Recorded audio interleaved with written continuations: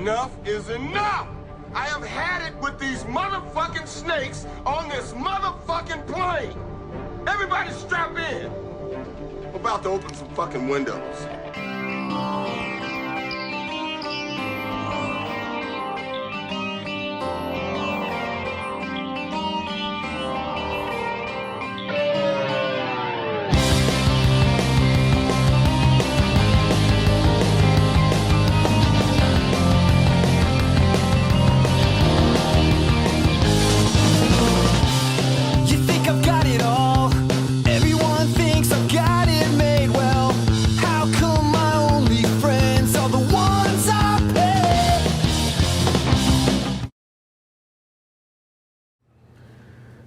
What is up, DDD fam?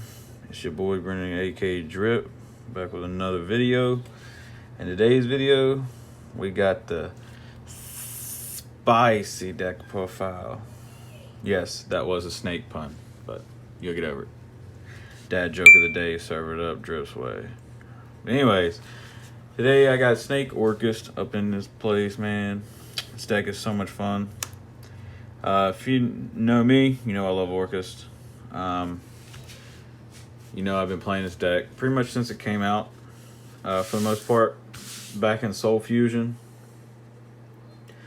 This deck, sadly, is not as good as it once was, because Harp, rest in peace, broke my harp. Alright, I'm done with the dad jokes. But anyways, Orcust, I don't know, man. I'm going to keep playing it until it completely dies. But with this build, man, with the snakes, I'm telling you right now, the Snake Orcust is like, it's so much fun. It's so much fun. It had the snakes, Ogdoadic is the TCG name, but everybody in the world is going to call it snakes. The snakes have so much synergy with this deck, with the Orcust, that it's ridiculous. My personal opinion, Snake Orcust is 10,000 times better than Snake Invoked.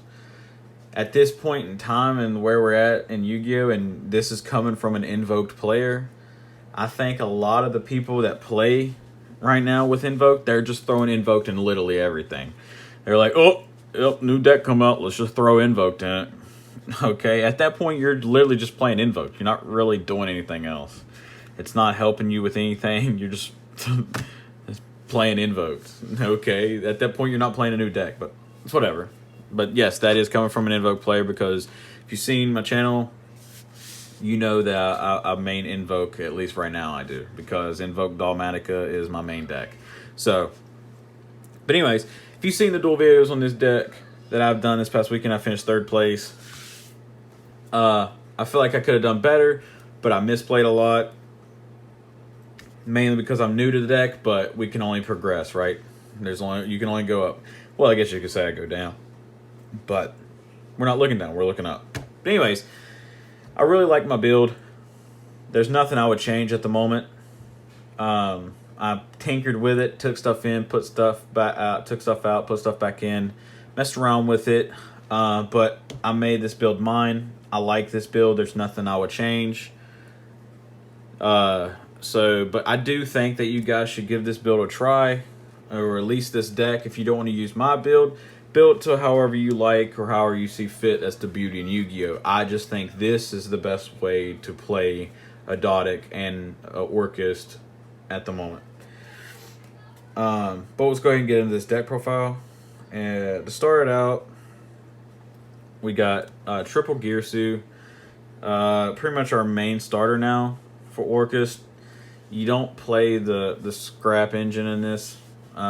Just do yourself a favor and scrap it, literally. Dad joke again. Just get rid of it. It's not good, really anymore, because this deck can do literally what the scrap engine stuff would have done, just better and faster and more consistently. Then we got, I put Nightmare back to 3 in this build, because there's plenty of ways to get Nightmare out of your hand, and she's like your second starter pretty much to get your Orca shenanigans going. Then we got double symbol. A double symbol is necessary. And then just as double wand is necessary, because there's a lot of situations where you'll draw the wand and you need another. And on top of that, a lot of people have failed to remember its secondary effect, to where if you have one engraved and you have the other in the hand, you can special summon the one out of hand. And that comes up actually a lot. Definitely for me, a guy who draws nothing but the one-ofs all the time anyways. So that it helps you with an extender. But that's honestly it for the Orcust lineup. It's, for the most part, it's pretty much standard for that matter. Like I said before about the whole deck in general, not only just the whole deck in general, but the Orcust lineup and everything, I wouldn't change anything. You don't need brass in this build. You don't need Hawk and all the tuners and all that, because they just get in the way of the snakes and stuff like that. So you don't have to worry about that as much.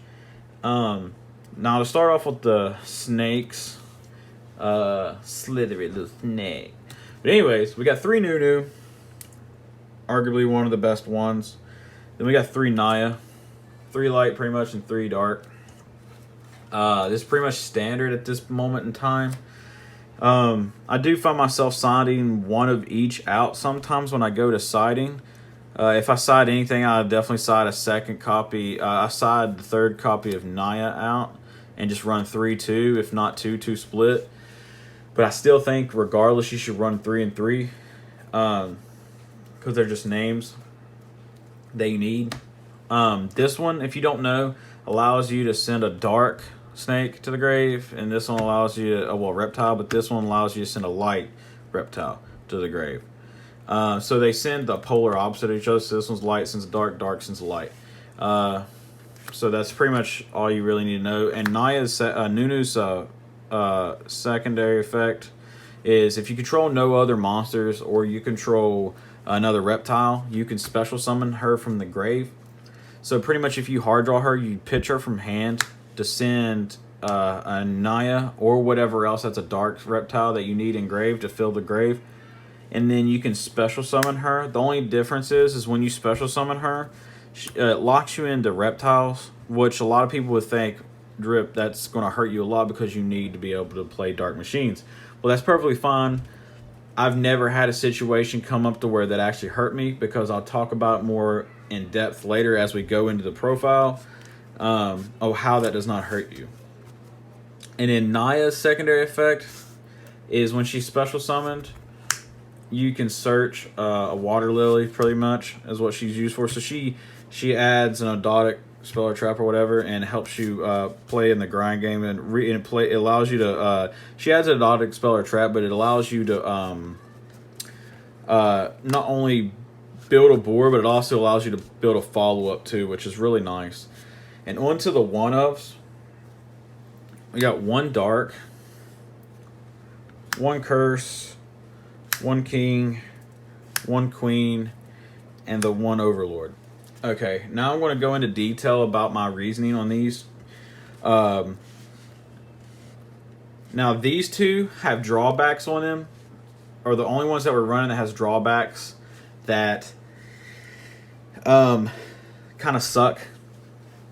But if you're going first, that's fine.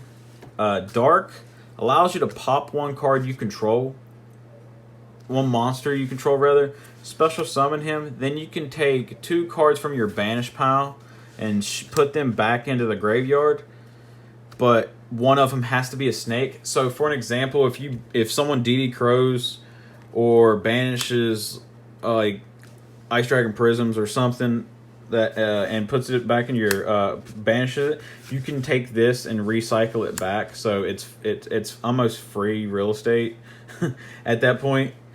But you're mainly going to use him as a name. You're never going to use his effect unless you absolutely need it. But he's there if you need it. I do not think you should cut this card. If you're planning on running this deck, do not cut this card, because multiple reasons. 1, you need him for a name. 2, he helps you play in the grind game, because if you use Symbol Skeleton to special summon Ding, you can use Ding to send and not have to worry about your skeleton, because you can use this to put your skeleton back in grave. So your stuff's always live in that regard anyways. And then Curse.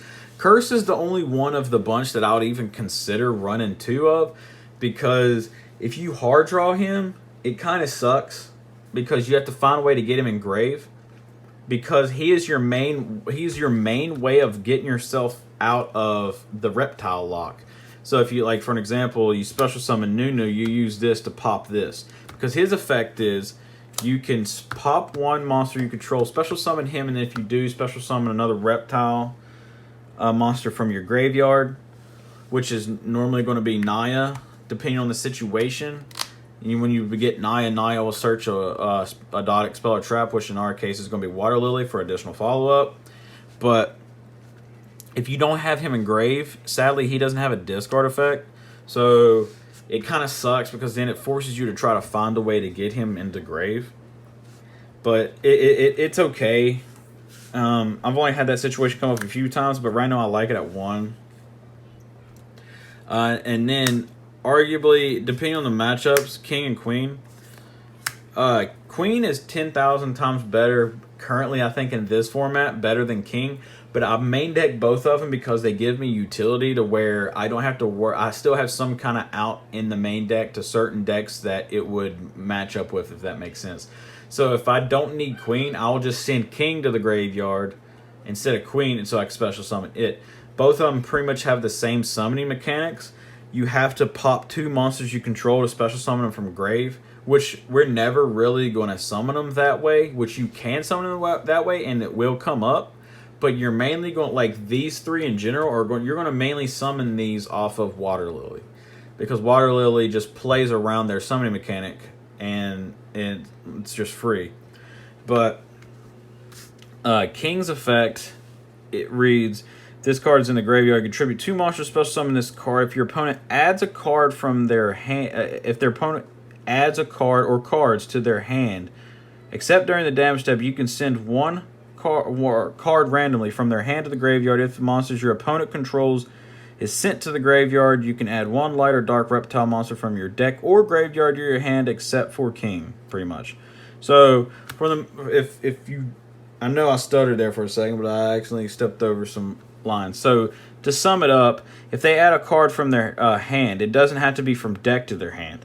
So if they add a card from the hand, whether they add it from the graveyard to hand or from deck to hand, you can send 1 random card from their hand to the graveyard. So it's really decent because it's kind of like a monster, but like with kind of like Ash effect, if that makes sense, when that first effect. Because if they add a card from main deck to hand, you can do it then. And also what a lot of people don't know is because they end up skipping the mechanic, this is actually really solid on against Eldritch, because when they summon their Golden Lord back, it actually has to be added to hand first. So then you could use this to possibly snipe it or whatever the case may be. And then Queen is better, in my personal opinion, in this format. Her effect is obviously that you tribute 2 monsters, special summon this card. If your opponent special summons a monster from the graveyard, you can send 1 card they control to the graveyard. So it's really nice in that regard. I call it the pseudo Dark Law effect, because Dark Law kind of rips one from hand, kind of. So it's not the same, but it's pretty much what it reminds me of for the most part. Because it says if a monster is special summoned from the opponent's graveyard, except during the damage step, you can send 1 card they control to the graveyard. If a monster is sent from opponent's hand or deck, you can special summon 1 light or dark reptile monster. So it's a monster reborn, and you can send 1 card they control to the graveyard or whatever. So my personal opinion, in this current format, Queen is better. But you can decide that if you like. I know it kind of sucks because I kind of have to read these right now. The reason I have to read these 2 is because these 2, I get their effects mixed up. Because I always think his effect is her effect, her effect is his effect. But when it comes down to the situation, I always double check and read them before I even send the other one to the graveyard, so I know which one I need when I send him to the grave. And then Overlord, I know Overlord is just godly. I don't know why a lot of people who's playing Ogdoadic doesn't play this card. Sadly, he's thick. So he requires 3 tributes to summon him by his actual mechanic. But like I said, you're never going to... Him definitely. These two maybe, yes. But him definitely, you're never going to summon him his actual mechanic way. You're always going to summon him off Water Lily. But his effect is... It's a quick effect. You can send every monster on the field to the graveyard if it that was not special summoned from the graveyard. So... That's why this deck has so much synergy with the Orcust, because if you special summon your Orcust cards back from the graveyard, then they don't get sent off this. Yes, this sends your own cards too, your own monsters too. And another thing a lot of people fail to remember or realize that it's only once per summon, if that makes sense. So once you use this effect, you cannot use it again until you send it to the graveyard and bring it back. So you would, if you have this on board, Overlord plus like an Orcust monster, you can pop this in the Orcust monster to special summon Queen. Once Queen is special summoned, and if your opponent special summons from graveyard, or whatever, well, it is a graveyard, right? Yeah. If your opponent sends a card from the hand or deck to the graveyard, okay, sorry. So if they special summon a card, if they send a card from hand or deck to graveyard, you can just special summon Overlord back and then use Overlords again. So that's perfectly fine. Well, the next turn rather. But yeah, it might seem like it's kind of difficult to deal with, but it's not that hard to play around. And I know it kind of seemed kind of confusing there because I had to read those 2 cards, but those 2 will always get me mixed up. But regardless, I still think you should play both of them to give your deck the utility that it needs. I'm sorry I spent so much time on those cards, but the next ones are going to be pretty much straightforward. For my own secret spice, I decided to run. I was running 3, and I cut it down. Now I see it when I need it, and I don't see it when I don't need it, if that makes sense. My spice is 2 Nightfall, because 1, it's a free body going second. 2, Shaddolls is a thing, so they hard make window. You just special summon this, attack over the window. If they try to activate Schism, you could just banish this to add the Girsu. You can add the Girsu with him. So, moral of the story, if they activate Schism, they're going to probably, if they already have a window, and after you attacked over, they're not going to make another window, maybe. It just depends on the player. They're probably going to try to make Construct to send this with Schism. So that's why you're going to go ahead and shotgun it off to add. But even if they make another window, it's fine. It's fine. But yes, 2 Nightfall, because it is necessary in my personal opinion. It's worked out really well for me because it helps make my Orcust shenanigans more consistent, because it pretty much makes it to where I'm running 5 Girsu, and it comes back during your next standby phase to give you an additional body. So it's too free to not run it. And then for the degeneracy, Dragoon Boy, explanatory, you should already know Dragoon's gonna be in here. And this is literally it for the hand traps. I run 3 Ash, nothing else. I run board breakers / extenders in this build. You can hate it, you can love it. It's worked out for me for the most part. I just want to be able to make my board and fill my grave. Because whatever my opponent makes, for the most part, I can play through it and then set my graveyard up and just win by running my deck out of the graveyard. So, Ash is just generic. Too free to not run it. Moving on to the spells. This card is just dumb. Snake Rain, it's a foolish burial for 4. And it sends from hand for cost. So even if they ash it, you still getting a card out of hand, my guy. So like that's another reason why we run 3 Nightmare. You use Snake Rain, discard Nightmare. If they don't ash it, you pretty much, there's no way you're going to probably lose that game. Because this card with Nightmare in hand is the 2-card combo pretty much. You're golden. You're freaking golden.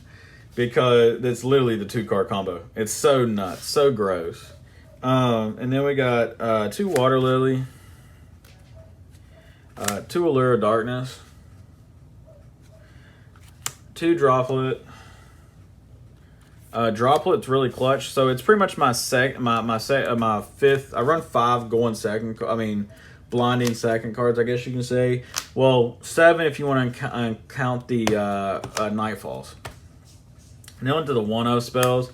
The disgusting god card, return, burial, and then the 1 trap. This card, the trap card, is actually clutch when it comes to needing to search for Girsu or whatever I need. I actually resolved its negate effect once last week, which is crazy because I haven't resolved that effect in probably several years because you always search Babel and Crescendo never comes up besides its banish effect. But it was pretty funny. But that's it for the main deck. I believe it's 45, maybe? Yeah, 45. Main deck wise, I wouldn't change nothing. I like it the way it is. I think you should try it out before you judge it. It's really fun. Moving on to the extra deck. A lot of it, for the most part, kind of standard, I guess you could say. Link Rebo for whatever token we may have for Link 1, plus the token that we get from Girsu. We can give ourselves to manipulate our zones, which also helps us with our Nightfall if we hard draw Nightfall going first. Masquerena just for a generic Link 2. Then we got Galatea, 2 Galateas, and a long. People who don't play long, you're playing it wrong, okay? Literally, pun intended, my guy. Poet didn't know it. Long is just so freaking good. So freaking good. This card is nuts. One situation, I was playing and my opponent stole my ding, and I just summoned this because I had a skeleton of grave, so I just used this to send ding, get back in my shuffle back my resources, then send ding, special summon ding to send something else. It was really, this card's really good. I do not think you should cut it. Do not cut that card. It's so good. Should also just admire Galatea. I can't believe it's been that long since OTS Pack 10, by the way. It's been I can't believe it's been that long. That's just nuts. Moving on. Generic Link 2s are just links in general. Anaconda, Unicorn, Zeroboros, disgusting. Whirl Sword for game. And that's it for the links. On to the XZs. We got 1 ding. Ding is just ding. I know, don't rip me a new one. I don't have the ulti, and I'm it's really sad. Then we got 1 Feral Imps. Obviously, this also is your other way to lock you to get out of the reptile lock, because if you summon Nunu, normal summon Girsu to set up your Orcust by sending Nightmare, overlay into this. Now you're officially out of the reptile lock. And then 1 card I decided to throw in here instead of second ding is Sky Thunder. Because whether you're attacking with either one of these, you can just make this over top of it and yeah, send your stuff to the grave and start all over again. But it's fine because your stuff plays out of the grave. Another thing too, another reason why I'm running Nightfall and not Blue Sky is because Nightfall is a level 8 that I can use to hard make ding if I need to.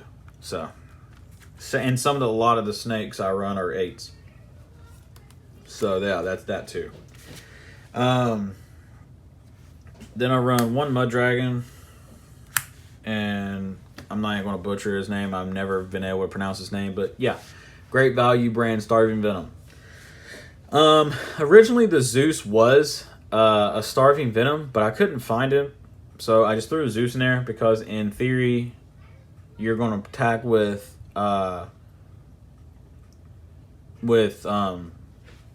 ding anyways, so you might as well be able to make a Zeus to be able to completely board wipe and hit a hard reset. And then the last card of the deck is obviously Dragoon, and the extra deck rather. But Extra deck wise, I think extra deck is pretty solid. There's not much I would change anything. The second ding never really came up for me. I mean, I guess it kind of came up one time, but I was able to play around it and it didn't hurt that bad. But if you don't have access to Zeus, then yes, by all means, run a second copy of Ding. But I do not think the second Ding is necessary. The reason why we're running these, by the way, if you haven't already tell, we run a Super Poly in the side.